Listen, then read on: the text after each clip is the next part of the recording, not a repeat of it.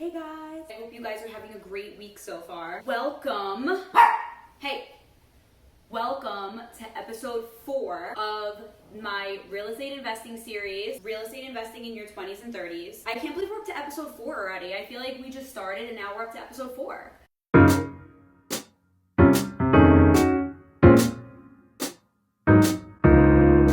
Thank you guys for all of your feedback so far on episodes 1, 2, and 3. It's been so cool to see you guys' reactions. And also, I've been loving that you guys have been reaching out to me with questions. So after watching the video, maybe you still have some unanswered questions.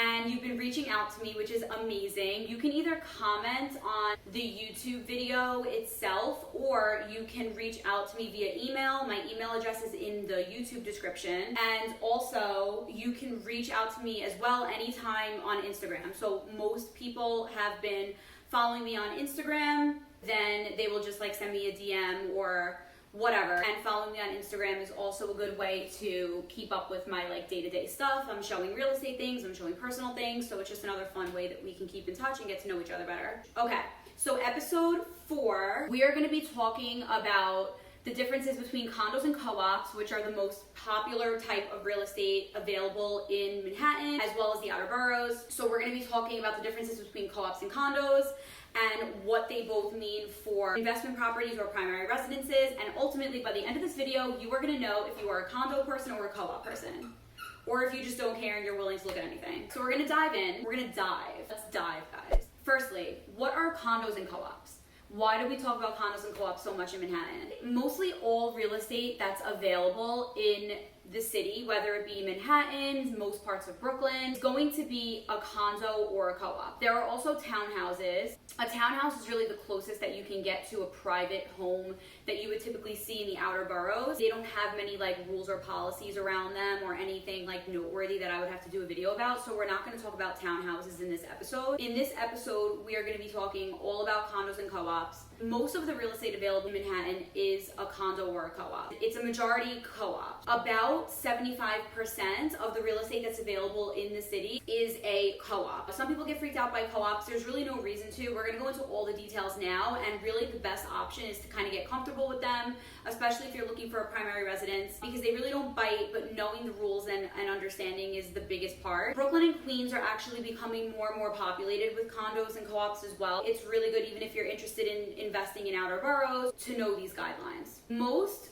condos and co-ops in the city are managed buildings. So this means that they have management companies that are in charge of the building maintenance. They usually employ a super to help them take out the garbage, maintain the building. The management companies also oversee and manage the purchases and sales in the buildings. They manage the approval processes, and they're also in charge of creating and enforcing the house rules. Some condos and co-ops are self-managed, which means that the individual unit owners together are completely in charge of the maintenance in the building, all of the repair work, all of the management of who's buying and selling and policies they want to put around that. But it's rare to have self-managed. Usually there's management companies involved to maintain these buildings. As far as policies and rules are concerned, both co-ops and condos greatly vary in what their rules and regulations are, as well as how strictly the rules and regulations are enforced. You can have very lenient as well as very strict co-ops, as well as very lenient and very strict condos. You can't really say that condos are lenient and co-ops are strict, because there is a lot of gray area. There are a lot of exceptions. You always want to look at it from a big picture view and make sure that you're taking into account everything there is to know. Most condos and co-ops also have an executive board of some type. I'll get more into the executive board and what their responsibilities and duties are. I'll get into those details momentarily when we start looking at the differences between condos and co-ops. Condos and co-ops both require extensive due diligence on the buyer's part during the purchase process. It's very important that you don't want to be blindsided by any information that you weren't informed of when you were purchasing the apartment. These are policies, rules. You should have a thorough review of the meeting minutes. Let's say every month the board meets, whether it's a condo or a co-op, they meet and they discuss the future of the building, any policies they're looking to change or implement, any fees they're looking to pass, or any issues that happen. So These are all things that you look at very, very closely to make sure if the building is a good fit when you're doing your due diligence, and your attorney helps with that. And that is something that we are going to go into great detail on when I do an upcoming video on due diligence. I'm going to be bringing on an attorney to speak to all of the nitty-gritty details involved in that, because that's super, super important. Finally, condos and co-ops both collect money to build their reserve funds, cover any maintenance projects that need to happen. If any issues arise, they use those funds that are collected to fix the building. They also pay the staff, like the doorman and the super salary. The way they collect this money is through fees. So there's monthly maintenance in condos and co-ops. Condos call it common charges, co-ops call it maintenance, but it's really all the same thing. As well as fees, like application fees. So if you want to buy the apartment, there's probably going to be an application fee. Different fees and taxes that are involved. I'll also get into those in a little bit more detail in the video. It is important to know that there is always going to be at least a monthly fee of some kind when you are looking at co-ops and condos, and that's completely normal. Now let's get into what the differences are. The way I'm going to organize the information in this video so that it doesn't seem too all over the place is I'm going to mention a policy or feature that a condo has, and then talk about the policy or procedure for a co-op. So let's say we're talking about finances, I'll list the finance information for the condo and then the co-op, and we'll go back and forth. So firstly, condos are considered real property. When you buy a condo, you physically own the space in your apartment as well as a percentage of the common areas of the building. So you physically own that real estate. And when you close on a condo purchase, you receive a deed, which obviously is like a certificate that proves your ownership of the property. When you purchase a co-op, on the other hand, a co-op is not considered real property. You're actually buying shares of a corporation.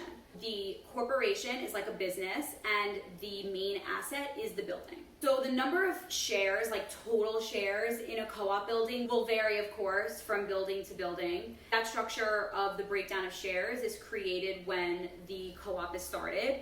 And then each of the units in the building, each apartment in the building, are allocated shares, a certain number of shares. Of course, the larger apartments, maybe on higher floors with better features, are allocated more shares than smaller apartments on lower floors with worse features. So based on the floor that the apartment's on, or the size, or the features that the unit has, that usually determines the number of shares that are allocated to that specific unit. As far as what types of buildings are condos and what types of buildings are co-ops, typically, and this is a bit of a generalization, but many of the newer buildings in the city are condos. Also, many of the large new development buildings with extensive amenities, a lot of those new luxury developments are also condos. Older buildings with that like charm and character, those are often co-ops.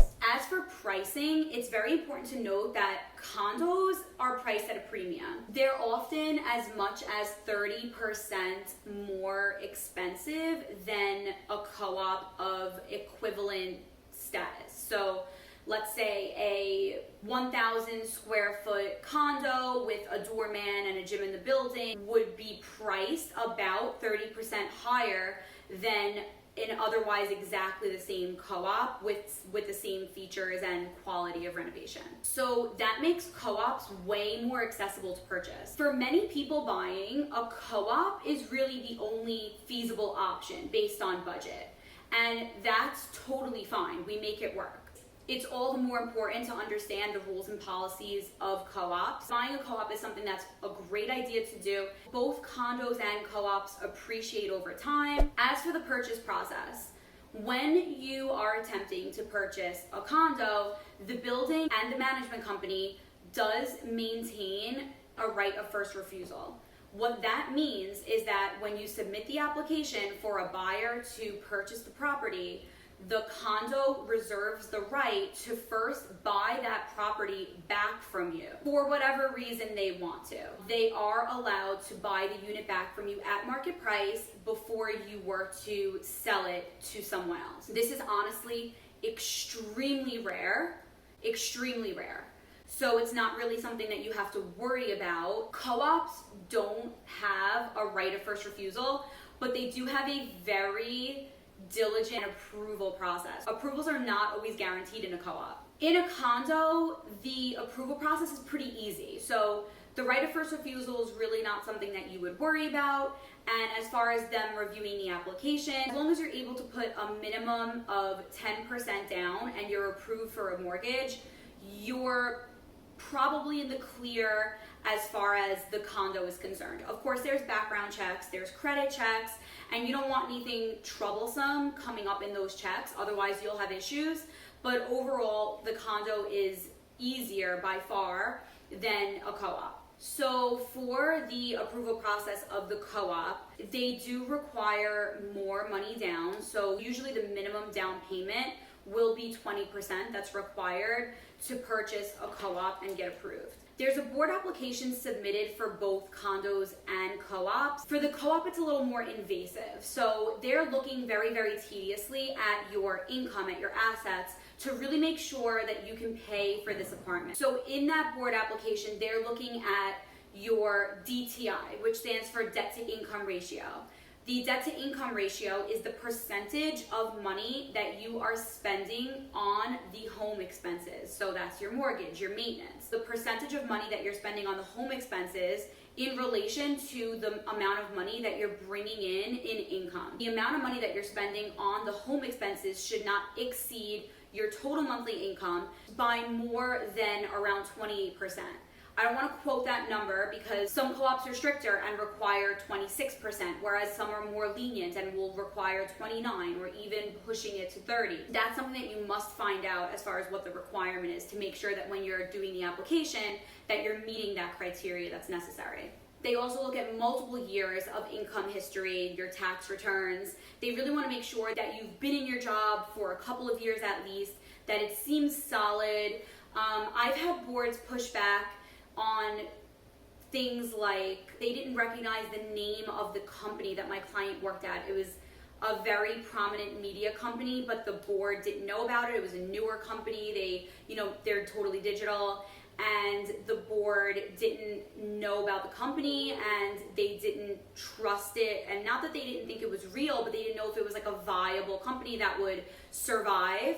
So they pushed back on that, and I had to, of course, explain and make sure that they understood that it was very, very legitimate. So they look at your job, they look at your employment history, and they also look at your assets. They look at your bank accounts. They want to know what you have in cash. No barking. You want to come sit? All right, come on. So she literally won't stop asking to come sit with me, but she just had surgery last week, so she has this little cone on her head. If you guys have been following me on my Instagram, you know all about this. And you can see she's doing actually a lot better than she was earlier in the week. Minnie, can you sit down normal? Thanks. All right, so where were we? Oh, during the application review process, co-ops will also look at your cash and liquid assets. The reason why they look at this is because co-op boards will want to see that you have at least a year's worth of apartment carrying costs in the form of liquid assets. So cash is really what they want to see in your bank accounts, and maintenance and mortgage payments for an entire year in liquid savings in your bank. So for example, if your monthly carrying costs on the co-op are $4,000 a month, then you are going to have to show that you have $48,000 in your savings. And that's post-closing costs. It needs to be truly there. So with a condo, usually as long as you've got the finances, for example, if you've got all cash, that's the easiest thing ever. They're just gonna make sure that you really can just cover the cost of that apartment and you're in for the most part. They don't necessarily need to know who you are, what your family's like. They don't really care who you are as a human being. They just want to know that you've got the money for the apartment.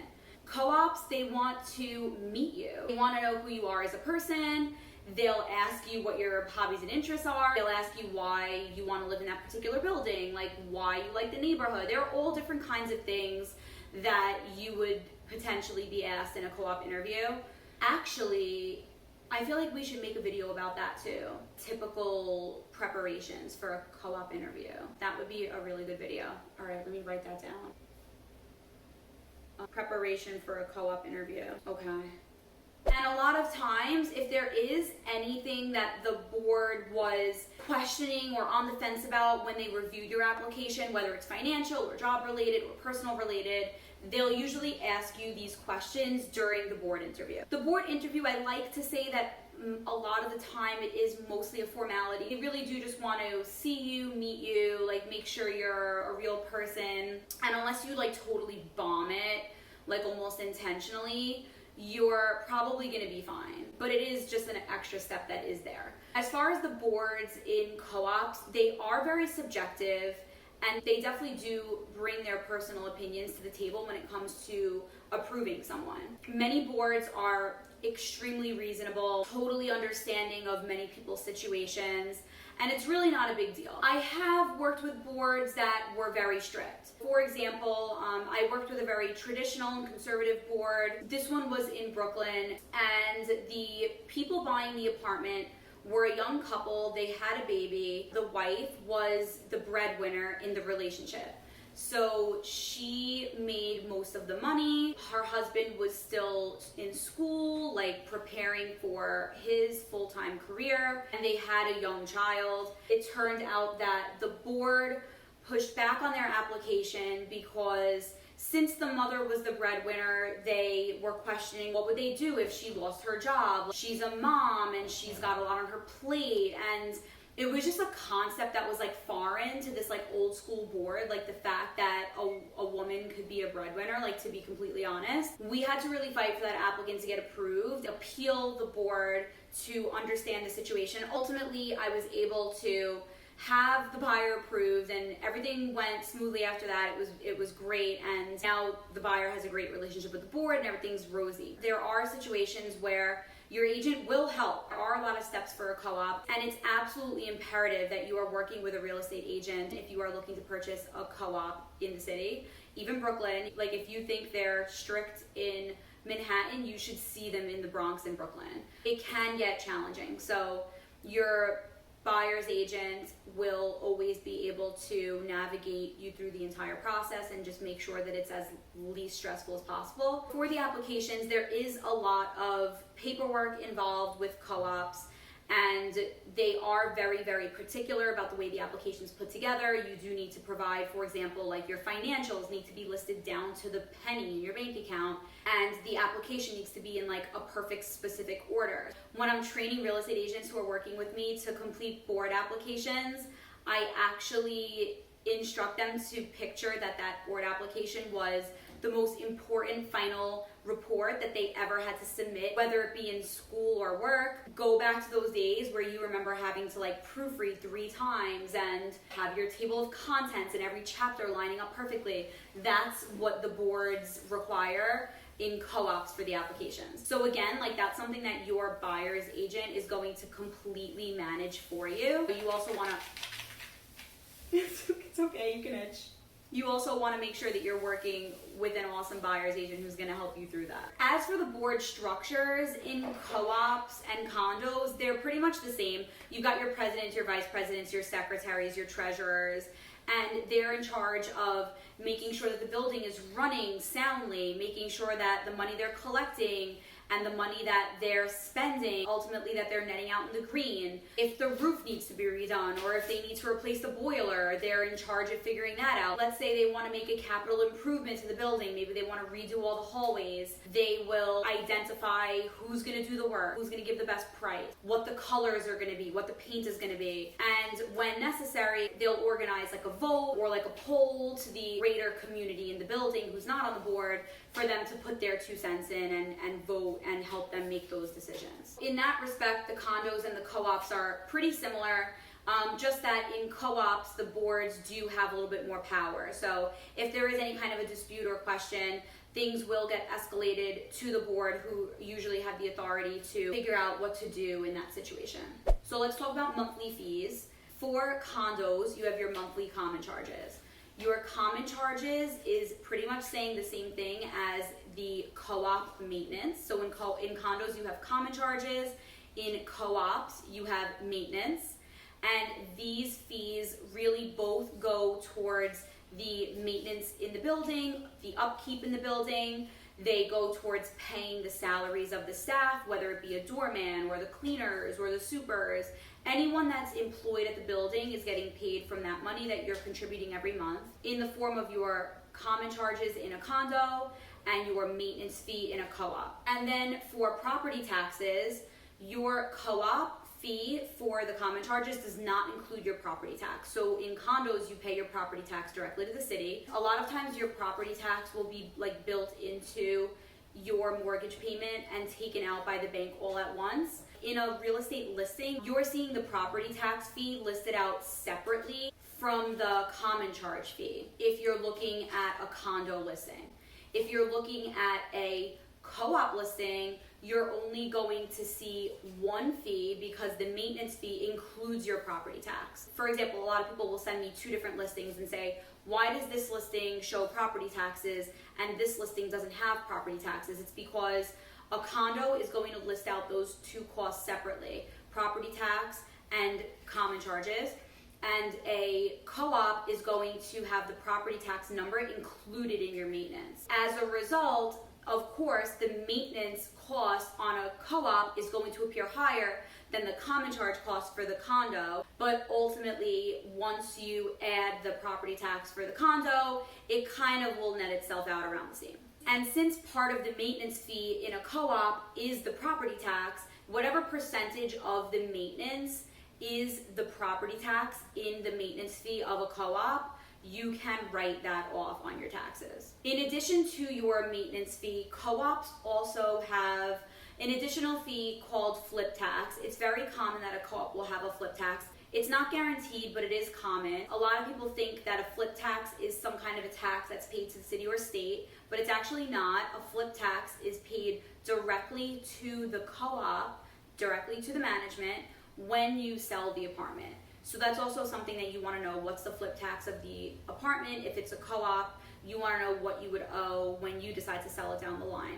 Usually a flip tax is a certain number of dollars per share based on the number of shares that that unit is allocated, or it could also be like a few percentage points of the sales price. As far as closing costs are concerned, condos do have higher closing costs than co-ops. The most significant additional fees for closing for co-ops are the title insurance and related title costs, as well as the mortgage recording tax fees if you're buying a co-op. Now for like the lifestyle differences between condos and co-ops, which is where most people place most of their concern. Condos do tend to offer more flexibilities than co-ops. Of course, like I said before, there are strict condos as well as lenient ones, and there are strict co-ops as well as lenient ones. So I don't want to make gross generalizations, but it is true that condos do tend to be much more lenient than co-ops. Co-ops are very community focused, so they do care about the health of the overall community, how well the residents are getting along with each other, and the rules that are established by the co-op board are usually put in place to just maintain harmony and order. They're not meant to impede on your, personal choices, but many co-ops do have rules like carpet 30% of the apartment, for example, or maybe carpet the bedrooms to, prevent sound from transferring from upstairs to the apartment downstairs. They have certain pet policies. Maybe pets over a certain weight aren't allowed, or maybe dogs aren't allowed and cats are allowed, but pet policies are also present in condos as well, so that's always something to just double check for yourself. Maybe a co-op wants to approve certain home renovations that you're going to be doing, so it requires you letting them know what your plans are. These rules are put in place to maintain order in the community. As far as subletting the unit is concerned, this is one of the biggest differences between condos and co-ops. If you are looking to sublet the apartment, condos are going to be the only viable option for you as far as what you should be looking for. There are going to be your co-ops here and there that allow unlimited subletting, but those usually do come along with their own problems. We'll get into that more in the due diligence video. But really, if you're looking for something that you have the flexibility to sublet whenever you want, you're looking for a condo. That said, the condo communities tend to be a bit more transient than a co-op community. A condo building will often have more people living in it who are renting than a co-op. A co-op is often a higher percentage of people living in their units who own their unit. Condos really don't put restrictions around subletting. Sometimes they may give you an extra fee if you are subletting, like maybe they'll increase your maintenance by a small percentage or charge you a certain dollar amount a year if you are subletting. But that's also rare, and it's not usually something that's really all that bad. It's something to consider and to just know what the policy is in the building, but usually you're in the clear for subletting if you're looking at condos. Co-ops are going to be very strict with subletting. And again, just like how there are strict and lenient co-ops, there are strict and lenient co-ops when it comes to subletting too. So there will be co-ops that allow zero subletting at all, no subletting at all. It doesn't matter if you have a family emergency and you have to leave the country for a year.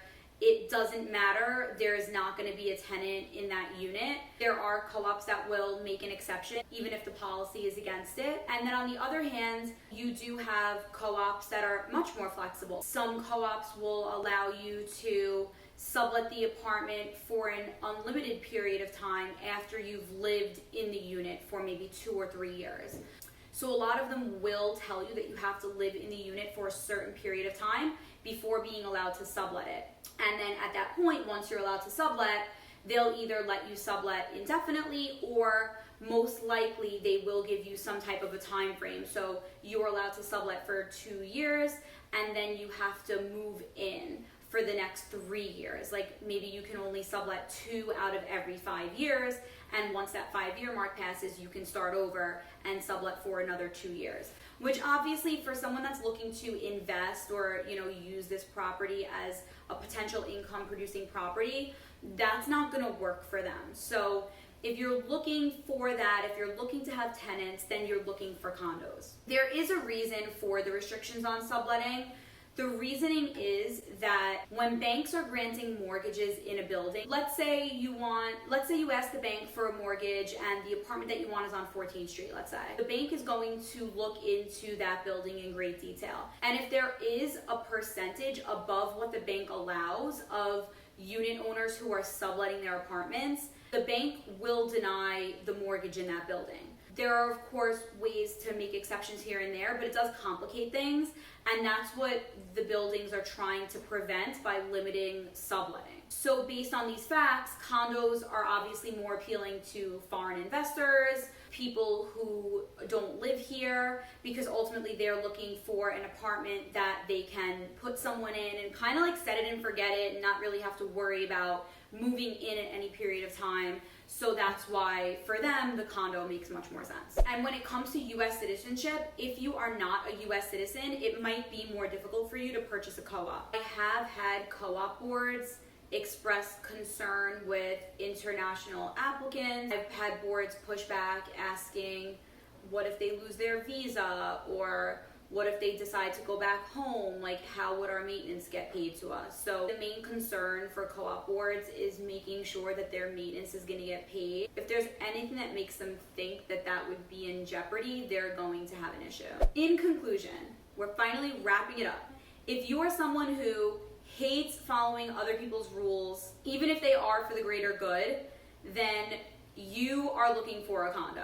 If you're looking to sublet the apartment immediately, you're looking for a condo. If you're looking to sublet the apartment later down the road for a permanent period of time, you're looking for a condo. If you don't mind new people coming in and out of the building or renters moving in and out every so often, then you're good with a condo. If you're someone who has a significant amount of cash on hand, but not the strongest income history, or if you're not able to provide explanations for the sources of your income, then for a condo.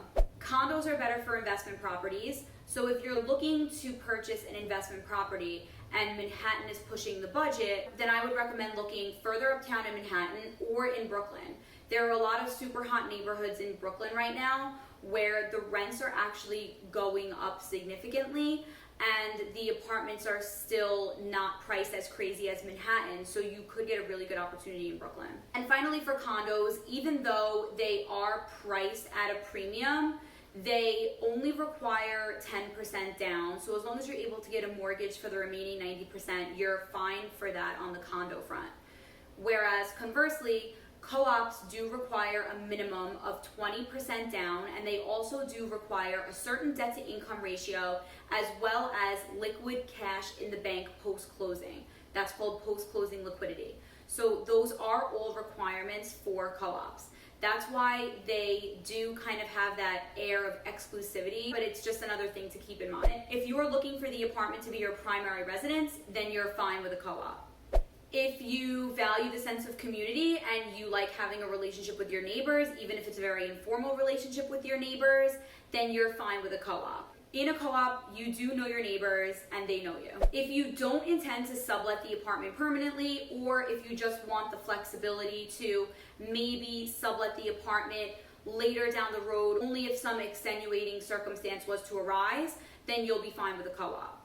If you're willing to abide by certain rules that are placed by the co-op board, then you'll be fine in a co-op. If you're okay with the fact that there's a board interview to purchase the property, you're fine with a co-op. And finally, it is important to note that very, very often a co-op is really the only thing that fits your budget. And in those cases, you really don't have to be scared of buying a co-op. It's not as bad as it might sound. I hope I didn't make it sound bad in this video. I tried to just keep it very real and very honest. But it's totally awesome to buy a co-op. And if that's what's in your budget, and let's say you really want to stay in your neighborhood of choice, you don't want to look too far uptown, or you don't want to go into Brooklyn, and a co-op is what's in your budget, that's completely fine. We'll make it work. You know, when I'm looking for apartments with my clients, we always find something that they love. It's just a matter of finding what works best. And there are plenty of co-ops that are very, very, very reasonable. So you might be very surprised that the co-op that you find has no rules that you have an issue with. My clients who have bought co-ops are super, super happy. So it's just a matter of weighing the pros and cons of both property type and ultimately determining what works best for you. As far as townhouses, just like a quick note at the very end, a townhouse in Manhattan is usually either a single or like a 2 or 3 family home. Very similar to any other homes that you would see outside of the city. Townhouses are your own individual property. It's not necessarily managed by a management company. If a townhouse is in your budget and you are looking to make an investment that you can sublet and do anything you want completely freely, a townhouse is an amazing, amazing option. They're usually obviously pricier, and they require that you manage that property completely on your own, just the same way as you would if you owned a house outside of the city. So it's something definitely to keep in mind. There are a lot of people investing in townhouses who rent out to tenants and have a really great experience. And that's really all you would need to know about townhouses. They don't have any special applications or anything like that. So that's why I really didn't mention them in this video, because there's really not much to say, but they're also a great property type to have. And that's pretty much it. That wraps up this video about the differences between condos and co-ops. It's literally getting dark in my apartment because I've been talking for so long. But I really, really, really hope that this was helpful for you guys. I hope that this helped put some information into perspective. And please remember that if you ever have any questions about anything I'm talking about in the videos, please leave a comment in the video or reach out to me directly. You can find my email address in the description of this YouTube video right below the video. And please follow me on Instagram. My handle is Downtown Native. I share a lot of personal stuff on my Instagram as well as work-related and real estate stuff. So I feel like that would be a really great way for us to get to know each other better and stay in touch. And if you are interested in purchasing property in Manhattan or Brooklyn, or even selling property, you know you can always reach out to me via the same ways, whether it's email, Instagram, direct phone call, whatever. I'm here for you guys. I really, really hope you liked this video. Please let me know what you thought of it. I would love to incorporate your feedback as we go, so that I'm making sure that these videos are really addressing everything that you're looking to know, and that they're fun, and that they're getting you the information that you need. So please don't hesitate to give me feedback. I don't get insulted at constructive criticism, as long as you're not being mean to me or like telling me that you hate my pink outfit. I mean, if you hate my pink outfit, you can tell me, I'll be okay with it. But yeah, I'm pretty much down to talk about anything with you guys. Let me know if you have any thoughts. Other than that, I will see you next time. It is true that co-ops do tend to be more strict than co-op. Just grossly, you've got to, you literally, can you do the noises of all at once? Because I'm like, I'm sweating my ass off over here. Saying you look like you're gonna go painting. Shut up. Buying a co-op. Just do it. Just get it over with. Just. As much as it's cool that you're here, babe, you have to go back to work. You have to go back to the office. Condos do offer more freedom. Stop me! Stop making noise on purpose. Minnie, I know, he's so ridiculous. Minnie, kiss mommy. Give mommy kisses. Can you give me a kiss? Minnie, give me a kiss if you love me.